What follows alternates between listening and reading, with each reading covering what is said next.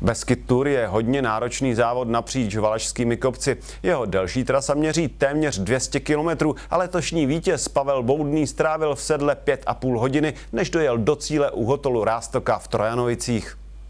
Frenštát pod Radoštěm byl po roce opět centrem Beskyd Tour, cyklistického závodu Valašskými horami. Patří k nejstarším silničním maratonům u nás a letos se jel jeho jubilejní 20. ročník. Máme k tomu i nějaké akce, takové reklamní nebo spíš retrospektivní na Ráztovce, kde je cíl.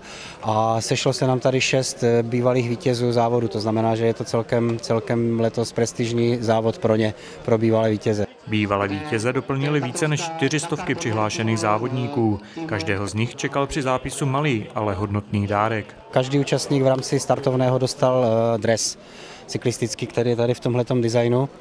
A to je, myslím si, dost jako ojedinělé i v rámci celé republiky, protože to startovné není nijak vysoké. Pro cyklisty byly připraveny 2 trasy, delší 190 km a kratší, která měřila 90 km. Start pro obě z nich byl společný.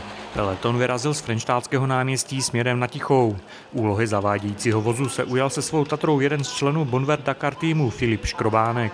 Závodníci se pak přes Metylovice, Kopřivnici a Bordovice vrátili do Frenštátu. V té době se už peleton roztrhal a v čele se objevili největší favorité. Kratší trasa končila v Trojanovicích Ráztoce a vyhrál ji Tomáš Dudek s více než 3minutovým náskokem před Petrem Novotným. Vítězem dlouhé trati, která pokračovala přes Pustevny, prostřední Bečvu, Velké Karlovice až ke slovenským hranicím, byl Pavel Boudný. 190 km v horském terénu ujel za 5,5 hodiny. S nepatrnou ztrátou za ním skončila trojice jezdců Svoboda, Čer a Matula.